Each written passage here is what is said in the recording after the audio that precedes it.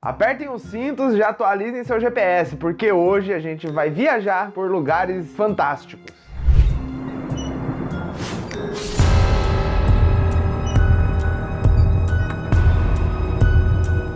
E é isso, meus amigos, sejam muito bem-vindos a mais um vídeo, né, amor? Dá boas-vindas pra eles. Olá! Olá, amigos do canal, sejam muito bem-vindos. Hoje a gente vai falar sobre uma das coisas preferidas de vários autores por aí. Nós estamos falando de criar personagens maravilhosos e matá-los no final da história, destruindo 1000 corações? Não. Nós estamos falando de criar histórias super complexas, com grandes reviravoltas e deixar um monte de ponta solta no final? Também não. Estamos falando de histórias também muito maravilhosas, mas com final aberto? Não, todas essas coisas são favoritas de vários autores, tem muita gente que adora escrever esse tipo de coisa, mas não é o assunto de hoje. Hoje a gente vai falar sobre a criação de universos fantásticos, de universos fictícios, porque fantásticos a gente já associa a livros de fantasia, e esse tipo de recurso não é exclusivo desse gênero. Muito pelo contrário, esse recurso é muito utilizado em todos os gêneros por aí. Estamos falando de lugares fictícios que são a casa de histórias fantásticas. Eu acho que esse é o grande ponto. Escrever, criar esses mundos é uma coisa assim que eu particularmente também gosto muito de fazer, mas a gente já vai falar disso. Mas é um recurso muito interessante, porque ele possibilita todo tipo de coisa. Ele deixa o autor muito livre para fazer o que quiser, sem as amarras da realidade ali, impedindo e coisa do tipo. Estamos falando desde mundos inteiros até pequenas cidades, né? Nós vamos falar um pouco sobre tudo isso. Então já prepara aí sua caneta, aí seu lápisinho, porque essas indicações não são só de cidades, mas de histórias que vocês precisam conhecer. Antes de mais nada, eu acho que é interessante, amor, a gente fazer uma certa separação aí nesses estilos de histórias, né? Eu mencionei livros de fantasia porque realmente é o gênero mais comum disso acontecer, inclusive muita gente gosta de fazer separação nos gêneros de fantasia quando isso acontece. Existe alta fantasia e existe a baixa fantasia. E como que isso funciona? Na alta fantasia, todo o universo da história, ele é criado do zero. Ele não tem nenhuma relação com o mundo real. Ele pode ser num outro planeta, numa outra galáxia, num outro universo. Ele não é. Todo o universo é criado a partir do zero para contar aquela história. Essa aí é a alta fantasia. Já a baixa fantasia não tem nada a ver se é melhor ou pior, não é esse o ponto. A baixa fantasia é quando mistura elementos, lugares fantásticos em um mundo real. Acho que aí já pipocou algumas histórias na cabeça de vocês, né? E para começar essa lista de histórias, eu acho que não tem como fugir, né? Eu acho que é a história mais famosa aí da nossa geração. Não é a melhor. Para. Na verdade, acho que ela é meio caidinha, mas ela é. Não tem como falar desse estilo de livro, desse tema, sem mencionar, é claro, Harry Potter.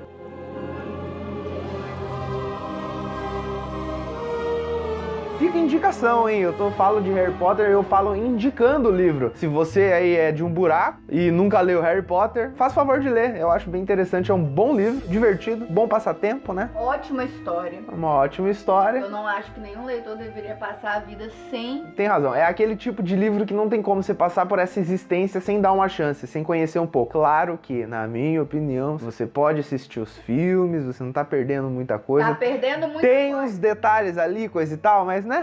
Vamos fazer uma série, né? Do universo. Não, me conta a história dos marotos. Me conta. Quem se importa com os marotos? Não, Eles são uns bosta, não é? A verdade é essa. Então, foda-se os marotos. Peguei um péssimo exemplo. Então, realmente. Mas, vamos fazer uma série desse universo. Vamos ver o que vai acontecer. E como que funciona a dinâmica dessa fantasia de Harry Potter. É uma baixa fantasia. Se passa em Londres, no mundo real. Mas só que a partir do momento em que os personagens entram em contato com as chaves da fantasia, eles vão para um novo lugar. E esse lugar é Hogwarts, né? E lá tudo é possível. Mas a magia reside naquele lugar. É o lugar onde as coisas... O nosso coração, ele é aberto para coisas que a gente nunca imaginou. Então, Harry Potter, ele traz isso. É uma história muito interessante. E se você ainda não leu, eu acho que fica uma indicação aí, né? Continuando nesse aspecto da baixa fantasia, mundos fantásticos dentro de um mundo real, vamos falar agora de um dos meus livros favoritos. Um dos responsáveis por me introduzir na literatura. Um livro que eu li há muitos anos e pretendo reler no futuro não muito distante. Estamos falando de um livro que você também já leu e aposto que vários de vocês aí já leram. Também tem filme, não de todas as histórias, porque se tratam de crônicas, e estamos falando das Crônicas de Nárnia. E o universo de Nárnia, ele também é da mesma forma. Eu acho que ali fica bem claro, né, como funciona essa baixa fantasia, porque temos um guarda-roupa dentro de uma casa normal, acho que na Inglaterra também, né? E quando você entra nesse guarda-roupa, você se depara com todo um mundo fantástico. Então esse eu acho que é o melhor exemplo de baixa fantasia por conta disso. E o mundo de Nárnia, ele é simplesmente encantador. Ele não é só uma escola de magia, ele não é um bairro, ele é um mundo de fantasia, o mundo é vivo, é um mundo muito incrível, ele é repleto de criaturas, repleto de magia, de um monte de aventura, até o tempo se passa diferente desse mundo. E isso eu acho fantástico, né? Eles entram no guarda-roupa, eles vivem uma vida inteira lá dentro de Nárnia, se tornam reis, se tornam príncipes, enfrentam exércitos, e quando voltam pra Londres se passou tipo 2 horas, né? Cara, é excelente. Um ponto muito interessante disso, que eu lembro que quando eu me deparei com esse conceito, minha cabeça simplesmente explodiu, porque eu nunca tinha lidado com esse tipo de coisa, é que, como eu disse, né, eles passam anos lá dentro e aqui fora se passaram alguns minutos, algumas horas. Mas e o que acontece quando eles passam anos aqui fora e voltam lá para dentro? O universo inteiro mudou. As coisas mudaram. O que aconteceu na nossa ausência, né? Então, entre os livros acontecem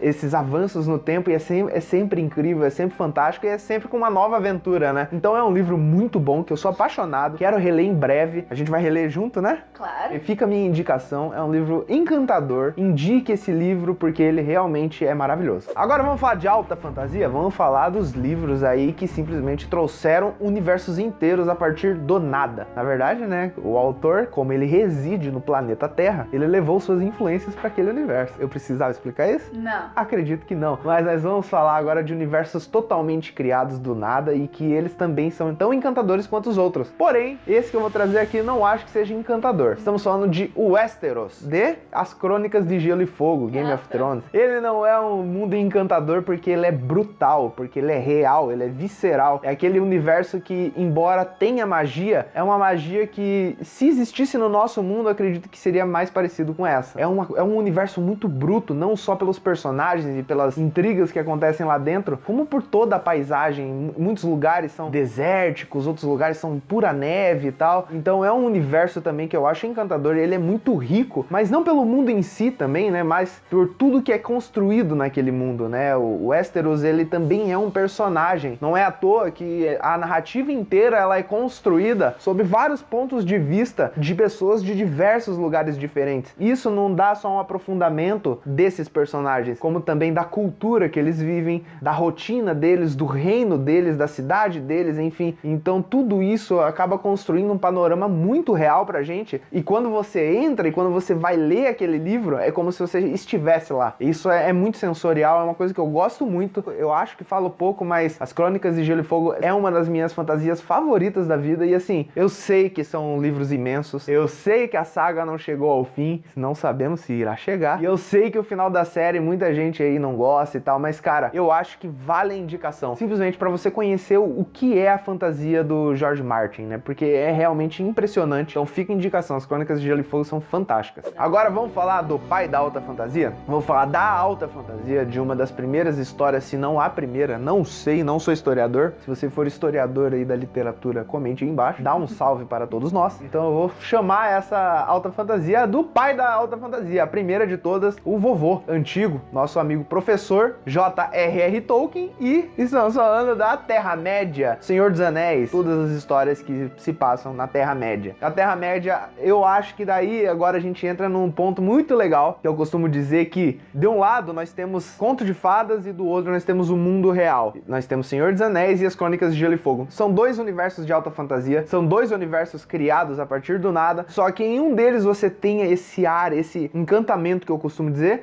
e no outro é uma coisa muito brutal. E Senhor dos Anéis é isso, é um universo que também é muito vivo, mas ele é mágico. Eu tenho uma certa birra com O Senhor dos Anéis. Não é que eu não goste, mas eu não amo também. É uma história um pouco arrastada, enfim, dá pra gente debater por horas sobre O Senhor dos Anéis. Qualquer dia eu trago um vídeo completinho sobre as minhas impressões desse universo, mas é sim uma indicação, porque não tem como você passar por essa existência, assim como em Harry Potter, sem nunca ter lido O Senhor dos Anéis, pelo menos pra você poder falar mal com propriedade, ou falar bem, né? Enfim, leiam O Senhor dos Anéis. Agora deixa eu contar um segredo pra vocês. Eu vou falar. Eu também tenho a minha cidade fictícia, meu universo fictício. Mas esse universo também, né? Tem uma cidade que não existe no mundo real. E eu tenho até medo de falar sobre a minha cidade, sobre a minha ficção, porque eu tenho um medo monstruoso de dar spoiler de algumas coisas. Porque as histórias ainda não terminaram, tem coisa sendo lançada aí. Mas vou falar um pouquinho aí que não vai estragar a experiência. E o nome da cidade que eu criei aí, né, para as minhas histórias é Union Hills. Tem gente que me pergunta por que o nome é gringo, onde que se passa exatamente essa história. É porque a história pediu. A história que eu estou contando precisava desse nome, precisava desse lugar, e eu não posso nem falar o motivo porque é spoiler do que vai vir aí. Mas Union Hills é uma cidade que eu criei para várias histórias aí que são interligadas. Quem aí já leu já sabe mais ou menos do que eu tô falando. Eu resolvi trazer duas histórias que se passam nesse ambiente. Uma delas é a Ilha da Névoa, que começa em Union Hills e depois vai para a Ilha da Névoa e depois volta para Union Hills, então é todo um ambiente fictício. E nós temos também O Despertar de Sarah, que também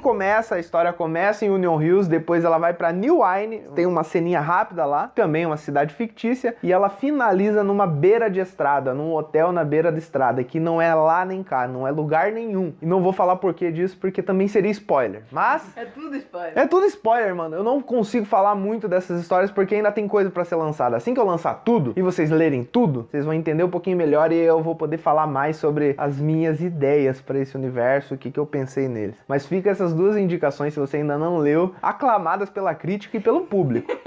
E leiam, vamos formar esse público, pelo amor de Deus. Obviamente o link tá aí embaixo, o link da Amazon. Vamos falar de King agora? Eu sei que vocês estavam esperando por esse momento, sei que vocês gostam de King, não sei se vocês sabem, mas eu gosto. Gosto bastante desse velho, gosto das histórias que ele escreve. Muita gente chegou no canal por causa dele, e ele, além de ser o mestre do terror, o mestre dos escritores, ele também é o mestre de criar cidades fictícias, universos fictícios. Eu não vou falar muito sobre a Torre Negra, porque eu não li, mas pelo que eu sei se passa num mundo lá meio fantástico, né? Ele queria ter a Terra-média dele e ele fez esse universo aí, né? E o cara criou muita coisa, né? Olha, só pra vocês terem uma noção dos universos, das cidades e dos mundos e dos bairros que ele criou, nós temos alguns aqui, ó. Em Belas Adormecidas, ele criou a cidade chamada Dulin. Acho que é fictícia essa. Inclusive, teve uma amiga do canal que perguntou se eu já li Belas Adormecidas e Jogo Perigoso. Já li Belas Adormecidas, acho uma história fantástica, quero reler. E nunca li Jogo Perigoso. Quero ler Jogo Perigoso porque, pelo que eu sei aí, pelas fontes confiáveis, o próximo lançamento da biblioteca Stephen King vai ser Eclipse